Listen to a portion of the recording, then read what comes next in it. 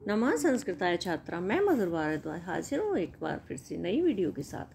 आज हम कक्षा 7 रुचिरा भाग 2 का तृतीय पाठ स्वावलंबनम का हिंदी अनुवाद व अभ्यास कार्य करेंगे। बच्चों, अगर आप लोगों को मेरी वीडियो अच्छी लगती है तो प्लीज़ उसे लाइक और शेयर करना ना भूलें। चैनल पर नए हैं तो चैनल को सब्सक्राइब कर लीजिए, बेल आइकन को ज़रूर प्रेस कर लें ताकि आपको आने वाली वीडियोस का नोटिफिकेशन मिलता रहे। तृतीयः पाठः, तीसरा पाठ। स्वावलंबनम। स्व मने अपने ऊपर, लंबनम निर्भर। स्वावलंबनम का अर्थ हुआ आत्मनिर्भर। कृष्णमूर्ति श्रीकंठश्च मित्रे आस्ताम। कृष्णमूर्ति च और श्रीकंठ, श्रीकंठ मित्रे मित्र आस्ताम थे। कृष्णमूर्ति और श्रीकंठ मित्र थे। श्रीकंठस्य पिता समृद्धः आसीत्। श्रीकंठस्य, श्रीकंठ के पिता समृद्धः समृद्ध या सभी चीज़ों से संपन्न आसीत् थे। श्रीकंठ के पिता संपन्न थे, यह कह सकते हैं कि श्रीकंठ के पिता अमीर थे। अतः तस्य भवने सर्वविधानि सुख साधनानि आसन्। अतः इसलिए तस्य उनके भवने भवन में सर्वविधानी सभी प्रकार के सुख साधनानि सुख साधन आसन थे। इसलिए उनके भवन में सभी प्रकार के सुख साधन थे। तस्मिन् विशाले भवने ४० स्तंभः आसन्। तस्मिन् उनके विशाले विशाल भवने भवन में ४० स्तंभः खंबे आसन थे। उनके विशाल भवन में 40 स्तंभ थे। तस्य 18 प्रकोष्ठेषु 50 गवाक्षाः, ४४ द्वाराणि, 36 विद्युत व्यजनानि च आसन्। तस्य उनके 18 प्रकोष्ठेषु कमरों में 50 यानी 50 गवाक्षाः खिड़कियाँ, ४४ यानी कि 44 द्वाराणी द्वार या दरवाजे, 36 विद्युत व्यजनानी बिजली के पंखे च और आसन थे। उनके 18 कमरों में 50 खिड़कियाँ, 44 दरवाजे और 36 बिजली के पंखे थे। तत्र 10 सेवकाः निरंतरम कार्यम कुर्वन्ति स्म। तत्र वहाँ 10 सेवकाः नौकर निरंतरम लगातार कार्य को कुर्वन्ति स्म करते थे। वहाँ 10 सेवक लगातार कार्य को करते थे। परम कृष्णमूर्तेः माता पिता च निर्धनौ कृषक दंपति। परम लेकिन कृष्णमूर्तेः कृष्णमूर्ति के माता पिता च माता और पिता निर्धनौ निर्धन या गरीब, कृषक दंपति किसान दंपति थे या किसान पति पत्नी थे। तस्य गृहम् आडंबर विहीनम साधारणश्च आसीत्। तस्य गृहम् तस्य उनके गृहम् घर में आडंबर विहीनम आडंबरों से विहीन यानी कि सुख सुविधाओं से विहीन, साधारणश्च और साधारण था। उनका घर आडंबरों से विहीन और साधारण था। एकदा श्रीकंठः तेन सह प्रातः 9 तस्य गृहम् अगच्छत्। एकदा एक बार श्रीकंठः श्रीकंठ तेन उसके सह साथ प्रातः सुबह 9 बजे तस्य उसके गृहम् घर अगच्छत् गया। एक बार श्रीकंठ उसके साथ सुबह 9 बजे उसके घर गया। तत्र कृष्णमूर्तिः तस्य माता पिता च स्वशक्त्या श्रीकंठस्य आतिथ्यम् अकुर्वन्। तत्र वहाँ कृष्णमूर्ति तस्य उसके माता पिता च और माता और पिता स्वशक्त्या अपनी सामर्थ्य के अनुसार श्री कृष्ण का आतिथ्यम अतिथि सत्कार अकुर्वन् किया। वहाँ कृष्णमूर्ति और उसके माता पिता ने अपनी शक्ति के अनुसार श्रीकंठ का अतिथि सत्कार किया। एतत् दृष्ट्वा श्रीकंठः अकथयत्। एतत् यह दृष्ट्वा देख करके श्रीकंठः श्रीकंठ अकथयत् बोला। यह देख करके श्रीकंठ बोला, मित्र अहम भवताम सत्कारेण संतुष्टो अस्मि।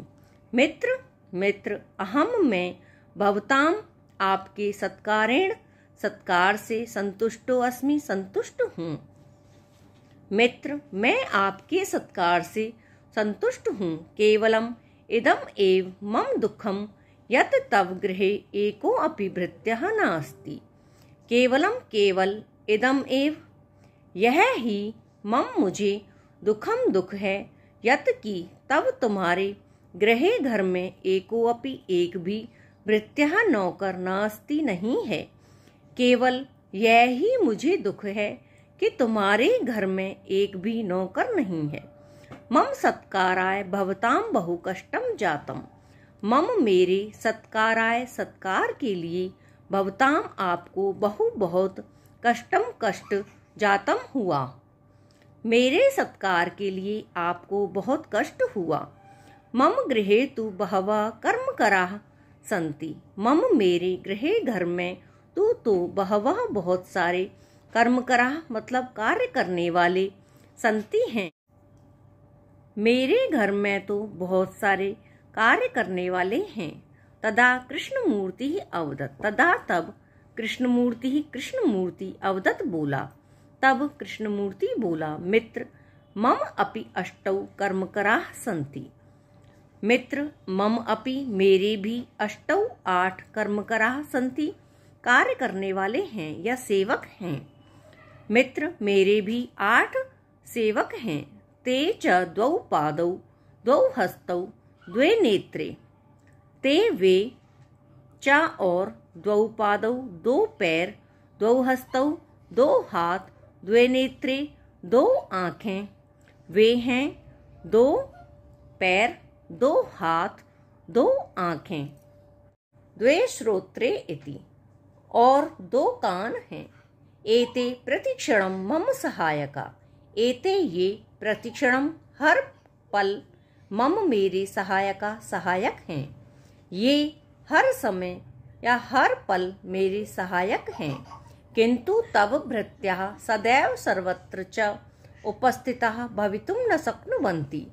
किंतु लेकिन तब तुम्हारे भृत्यः सेवक या नौकर सदैव हमेशा सर्वत्र सभी जगह च और उपस्थित भवितुम होने में नहीं शक्नुवन्ति संभव नहीं है।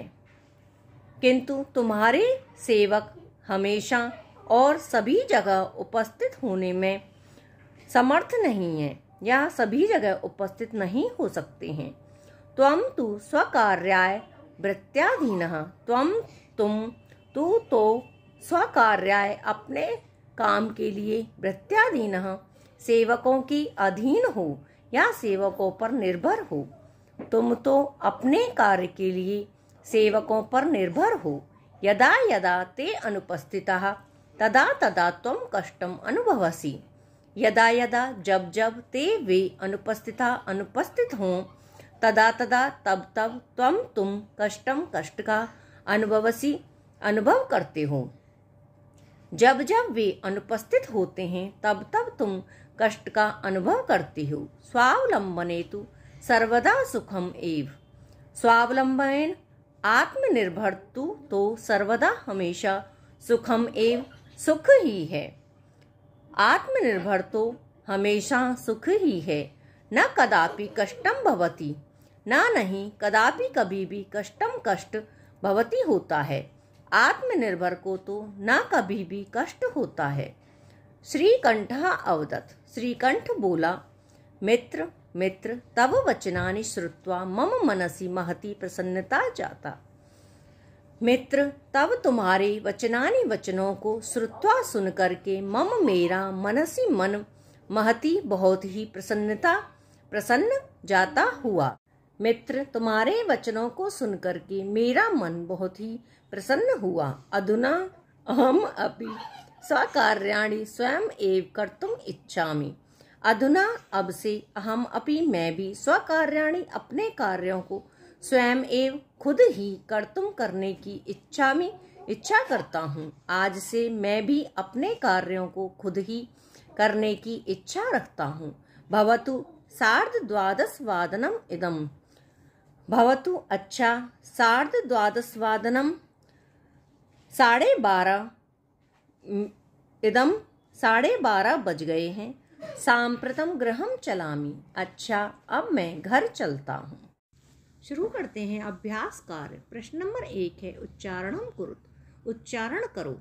बच्चों ये आप लोग करोगे विंशतिः, त्रिंशत्, चत्वारिंशत्, द्वाविंशतिः, द्वात्रिंशत्, द्विचत्वारिंशत्, चतुर्विंशतिः, त्रयस्त्रिंशत्, त्रयश्चत्वारिंशत्, पंचविंशतिः, चतुस्त्रिंशत्, चतुश्चत्वारिंशत्, अष्टाविंशतिः, अष्टात्रिंशत्, सप्तचत्वारिंशत्, नवविंशतिः, नवत्रिंशत्, पंचाशत्। प्रश्न नंबर 2 है अधोलिखितानां प्रश्नानाम् उत्तराणि लिखत। नीचे दिए गए प्रश्नों के उत्तर लिखो। का है कस्य भवने सर्वविधानि सुख साधनानि आसन। किसके घर में सभी प्रकार के सुख साधन थे।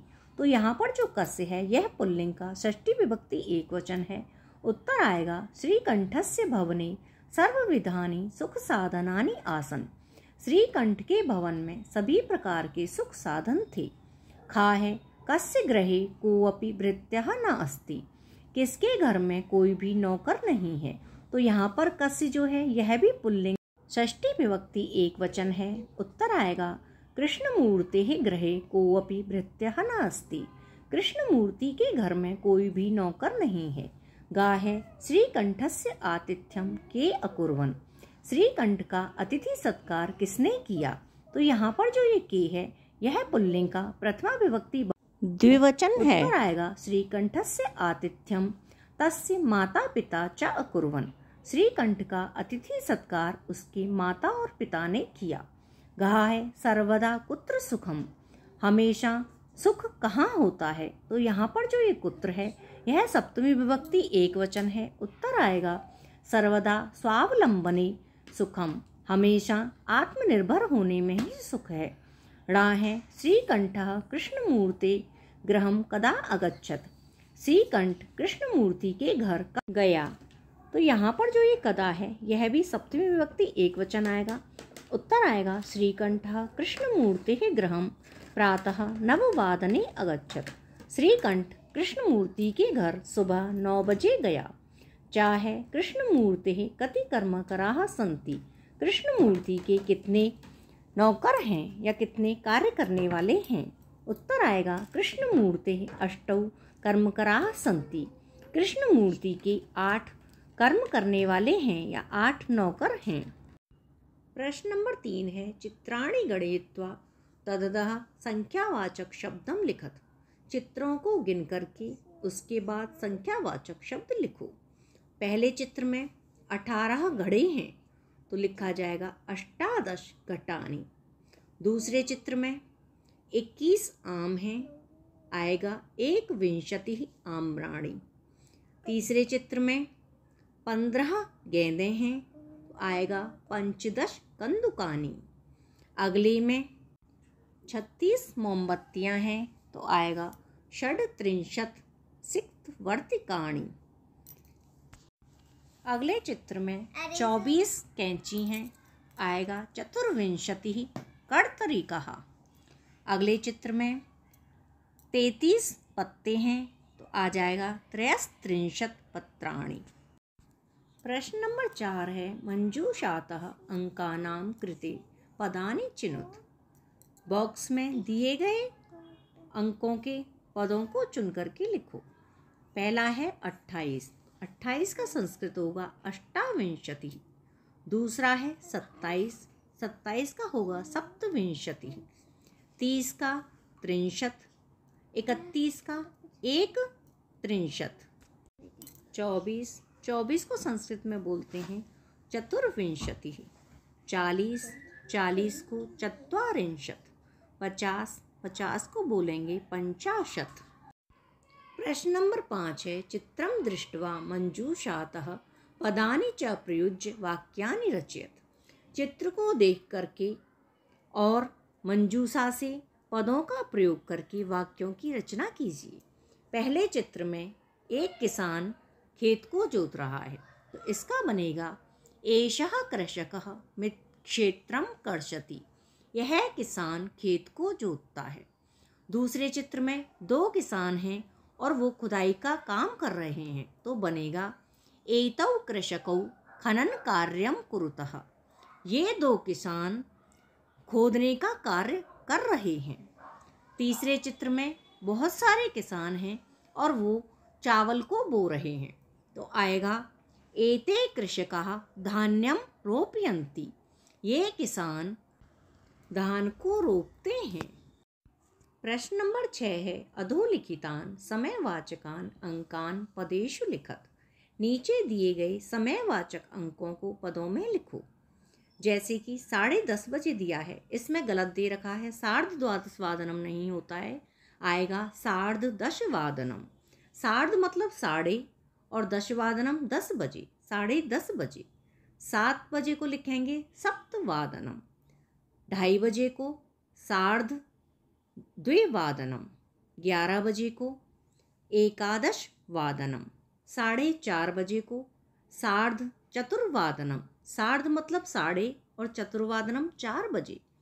1:30 बजे को लिखेंगे सार्ध-एकवादनम, 5 बजे को पंचवादनम, 3:30 बजे को सार्ध-त्रिवादनम, 9 बजे को नववादनम, 12:30 बजे को लिखेंगे सार्ध-द्वादशवादनम, 8 बजे को अष्टवादनम और 7:30 बजे को लिखेंगे सार्ध-सप्तवादनम।